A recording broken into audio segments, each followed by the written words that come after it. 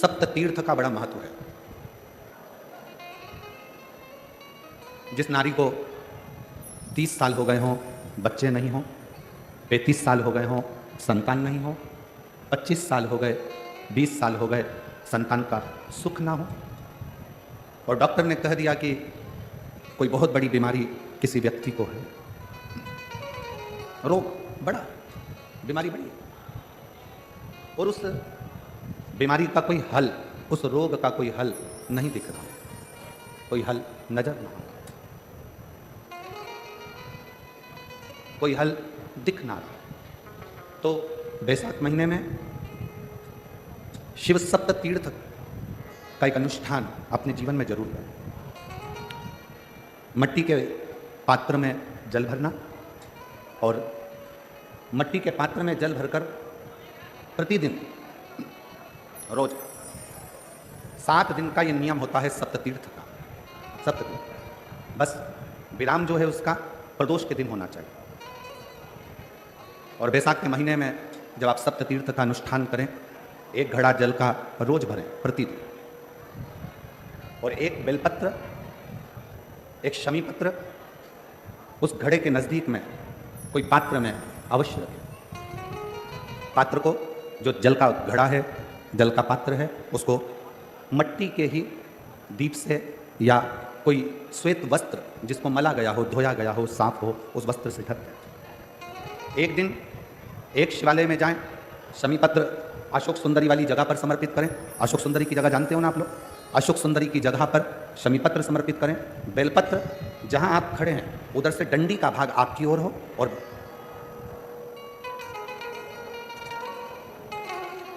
जहां आप खड़े हैं वहां डंडी का भाग आपकी ओर हो, और बेलपत्र शिव जी को समर्पित करा जाए। फिर जो मट्टी के पात्र में जल है वो भगवान शंकर को अपनी कामना कर कर शिव जी को समर्पित कर दो। संतान के लिए कर रहे हो तो वहीं से जल को एक कटोरी में, एक पात्र में झेल लीजिए। उस जल का आधा भाग नंदी के पास बैठकर आप ग्रहण कर लो, आधा भाग अपने पति को देना प्रारंभ कर दो। कोई रोग के लिए कर रहे हो, किसी बीमारी के लिए कर रहे हो, तो वो जल आप अपने घर की देहली में प्रवेश करने के पहले अपने मुख में उसको ग्रहण कर लो। एक दिन में एक शिवालय, दूसरे दिन दूसरा शिवालय, तीसरे दिन तीसरा शिवालय। अगर अपने नगर में, अपने गाँव में, अपने क्षेत्र में 7 शंकर के मंदिर नहीं हो, यदि अपने गांव में, अपने नगर में, अपने क्षेत्र में 7 शंकर के शिवालय नहीं हो, तो मिट्टी का शिवलिंग बनाकर उस पे चढ़ाओ, पर रोज एक शिवालय अलग होना चाहिए। प्रतिदिन प्रदोष के दिन जब आप इस सप्त तीर्थ का विराम करेंगे, उस समय पर जल, जब प्रदोष काल आए, प्रदोष काल का जब समय हो जल चढ़ाओ सुबह, पर प्रदोष काल का जब समय हो उस जल का पान उस प्रदोष काल में कर लेना। प्रदोष काल में उस जल को शंकर का पंचाक्षर मंत्र नमः शिवाय, षडाक्षर मंत्र ओम नमः शिवाय या श्री शिवाय नमस्तुभ्यम बोलकर प्रदोष काल में उस जल का पान कर लें। बाबा को प्रार्थना करें, शिव से विनय करें। ये नियम केवल बैसाख के महीने में होता है, इसको बाकी के महीने में नहीं किया जाता है। इसको बाकी के महीने में नहीं करता, केवल बैसाख। शिव सप्त तीर्थ का जो नियम है वो अपने जीवन में धारण करें। और हम तो कहेंगे, शिव महापुराण की कथा श्रवण करने वाले प्रत्येक बेटा बेटी से, शिव महापुराण की कथा सुनने वाले प्रत्येक शिव भक्त से हम तो कहेंगे कि शरीर में कोई रोग नहीं भी है, संतान की प्राप्ति नहीं भी चाहिए, उच्च शिक्षा के लिए आप कर रहे हैं, अपने जीवन की खुशहाली के लिए कर रहे हैं, तो शिव का सप्त तीर्थ अनुष्ठान अवश्य करें, अवश्य। और अपने भगवान शंकर का चरित्र कराए, भगवान शंकर का संवाद कराए। लक्ष्मी जी की माँ ख्याति देवी जब पार्थिव लिंग का निर्माण करती हैं, माँ ख्याति देवी जब पार्थिव लिंग का निर्माण कर कर पूजन करती हैं, तब भगवान शिव माता लक्ष्मी की माँ ख्याति देवी के सामने प्रकट हो जाते हैं, सम्मुख में प्रकट, सामने प्रकट।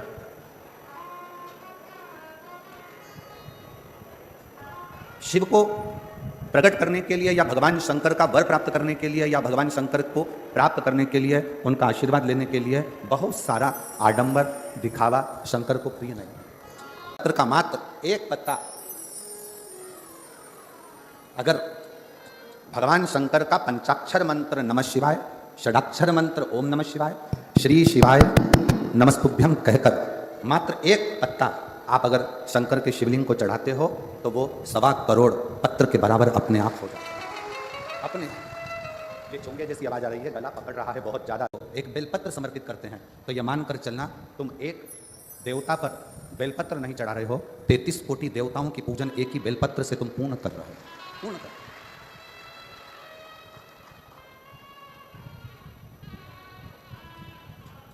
कौन सा वचन? लक्ष्मी जी ने पूछा तो नारायण कहते हैं कि आप शिवालय में भगवान शंकर के चौखट पर, भगवान शंकर के शिवालय में आप सेवा के लिए प्रतिदिन जाओ। प्रतिदिन सेवा में आपको जाना। दिन लक्ष्मी जी शिव जी के मंदिर में आकर, शंकर के शिवालय में आकर सेवा में लग जाती हैं। प्रतिदिन प्रतिदिन। ये देखते देखते देखते देखते समय बीता। एक दिन भगवान शिव जी का ध्यान माता लक्ष्मी पर, माँ लक्ष्मी, और शिव जी का ध्यान जब माता लक्ष्मी पर गया तो लक्ष्मी जी ने विनय कर पूछा, स्वामी की आज्ञा है मैं आपकी सेवा में प्रतिदिन आऊं। स्वामी मेरे लिए सेवा क्या हो वो बता। क्या सेवा? शंकर भगवान ने कहा, लक्ष्मी तुम आती हो ना तो तुम्हारे साथ में तुम्हारी एक सखी भाग्य देवी भी तुम्हारे साथ में आती है। इनसे कुछ नहीं होना, ये वाला ऐसी है, उसके अगले ऐसी कभी बालक चालू होता इधर आएगा तो आ जाएगा उसमें।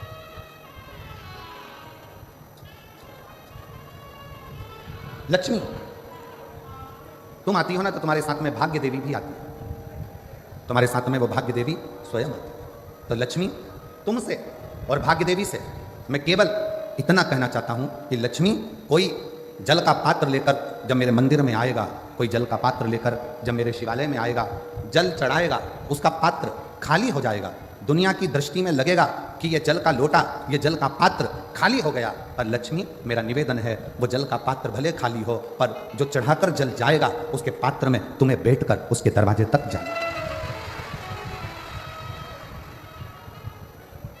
तुम्हें जाना।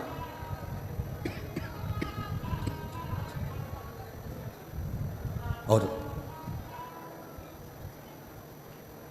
भाग्य देवी हाथ जोड़कर कहती है कि मेरे लिए क्या आज्ञा, मेरे लिए क्या आज्ञा।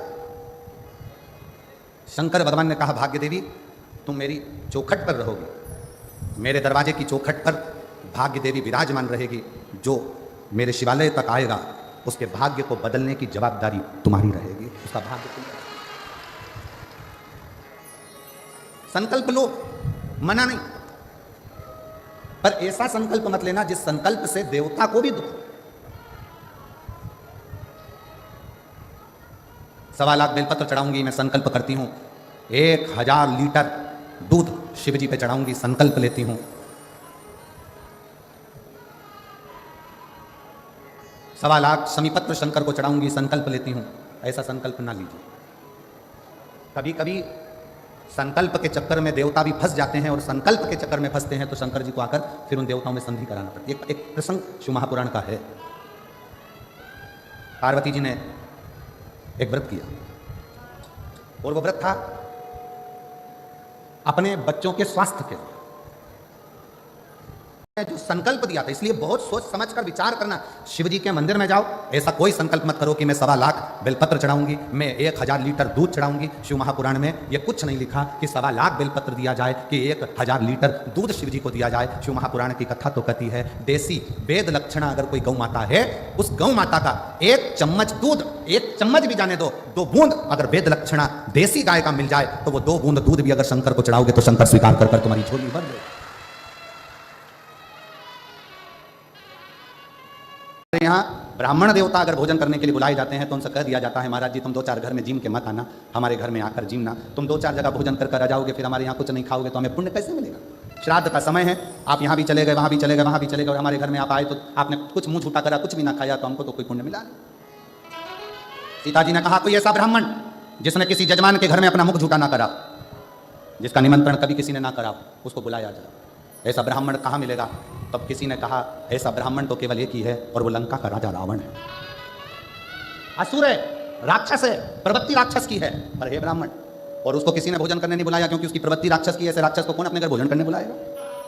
पाती लिखी गई, दशरथ जी के घर से रावण के यहाँ गई, मंदोदरी के हाथ में पत्र आया, मंदोदरी ने पत्र पढ़ा तो अपने पति के हाथ जोड़कर निवेदन करा कि आप ब्राह्मण कुल में जन्मे हो, परंतु आपने ब्राह्मण कर्म कभी नहीं किया। रावण कहता है मैं शंकर जी की पूजन करता हूँ, ये ब्राह्मण कर्म नहीं तो और क्या है। मैं कंधे पर जनेऊ धारण करता हूँ, ब्राह्मण कर्म नहीं तो और क्या है। मैं मस्तक पर त्रिपुंड धारण करता हूँ, ये ब्राह्मण कर्म नहीं तो और क्या है। मंदोदरी कहती है ये ब्राह्मण कर्म अलग बात है, ब्राह्मण का मूल कर्म है जजमान के यहाँ भोजन करने जाए और दक्षिणा लेकर आए। आप कहाँ भोजन करने गए? रावण कहता है मेरे जैसे दशानंद को कौन भोजन कराएगा, किसको अपने भंडारे खाली करवाना है, जो मुझे बुलाएगा। मंदोदरी ने कहा अयोध्या के राजा दशरथ जी ने भोजन करने बुलाया है, जाओगे? रावण खुश होकर बोला मुझे। हाँ, रावण ने अपने मस्तक का मुकुट नीचे रख दिया और मुकुट उतारकर रावण दशरथ जी के यहाँ चला, क्योंकि रावण को मालूम था कि जिसके दरवाजे पर जा रहा हूं उन राम के दरवाजे पर जाने के लिए अहंकार के मुकुट को जमीन पर रखना पड़ेगा। अहंकार का मुकुट जब जमीन पर जाएगा तब मुझे राम मिल पाएंगे। रावण पहुंचे, दशरथ जी ने चरण धुलाए, भीतर प्रवेश कराया। आइए मानो, भोजन करने बैठे। रावण से पूछा कि आप ब्राह्मण क्या भोजन करोगे, क्या बनाया जाए? रावण ने कहा जिसके कारण मैं भोजन करने आया हूं, भोजन वो बनाकर खिलाएगी तो मैं भोजन करूंगा। सीता भोजन नहीं कर रही थी और उसके कारण भोजन करने आए। सीता ने नियम लिया था जब तक कोई ब्राह्मण भोजन ना करे तब तक मैं भोजन ना करूं। सीता जी को बुलाया गया। रावण ने पूछा, सीता जी ने पूछा ब्राह्मण देवता बताओ भोजन क्या बनाया जाए। रावण कहते हैं सीता जी से भोजन तो मैं कर लूंगा, पर मेरी एक शर्त है। क्या? जो भोजन करने के बाद दक्षिणा मांगूंगा वो तुम्हें देना पड़ेगा। जानकी जी ने कहा ठीक है, जो दक्षिणा मांगोगे मैं दूंगी, आप भोजन करें। ब्राह्मण भोजन करे। दक्षिणा देने की बारी आई तो दशरथ जी ने दक्षिणा देना चाहा, मना कर दिया। जानकी जी को बुलाया जाए। सीता जी सामने खड़ी थी रावण के, मांगो दक्षिणा में क्या चाहिए। रावण कहता है जानकी फिर विचार कर लीजिए, दक्षिणा में जो मांगूंगा वो देना पड़ेगा। देवता ऊपर से घबरा रहे थे, कहीं ये सीता जी की सुंदरता देखकर सीता जी को ना मांग ले। भगवान नारायण स्वयं शिव जी से कहते हैं तुम्हारा भगत भोजन करने आया है, कुछ आड़ा टेढ़ा नहीं मांग ले।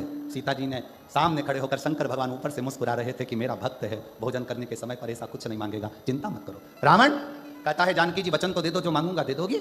हाँ वचन देती हूं, मांगिए क्या चाहिए। रावण ने कहा जानकी जी दक्षिणा में मुझे मेरी मुक्ति चाहिए, मुझे दक्षिणा में मेरी मुक्ति दे दीजिए मुझे। सीता जी की आंख से जल झलक गया। जानकी जी ने मन में विचार करा, मुक्ति देने वाली मैं नहीं, मुक्ति देने वाले तो राम है, मैं मुक्ति कैसे दे सकती हूँ। सीता जी ने कहा मैं अच्छे कुल की बहू हूं, पति से बिना पूछे कुछ नहीं दे सकती, पहले पति से पूछूंगी फिर दूंगी। पूछिए। सीता जी दौड़कर राम जी के पास गई। रावण दक्षिणा में मुक्ति मांग रहा है। सीता जी के शब्द सुने तो राम जी ने कहा दे दो उसको मुक्ति दक्षिणा में। सीता जी कहती है नाथ आपने तुरंत कह दिया कि दक्षिणा में मुक्ति दे दो। आपको मालूम है रावण को मुक्ति देने के लिए लंका में भक्ति को जाना पड़ेगा, और जब तक लंका में भक्ति नहीं जाएगी तब तक रावण को भी मुक्ति नहीं मिल पाएगी। राम जी कहते हैं सीता मैं रावण की लंका में भक्ति भेज दूंगा। सीता जी कहती हैं कैसे कह दिया आपने कि भक्ति भेज दूंगा। आपकी ये धर्म पत्नी सीता भक्ति का एक प्रतिबिंब है, जब तक सीता लंका नहीं जाएगी तब तक रावण को मुक्ति नहीं मिल पाएगी। राम जी कहते हैं सीता मैं तुझे लंका भेज दूंगा, और जो सीता जी लंका में गई रावण के हृदय में भक्ति का संचार हुआ। रावण को स्वप्न में भी राम दिखने लगे, तब राम जी ने जाकर रावण को मुक्त कर दिया। ये मुक्ति की कथा।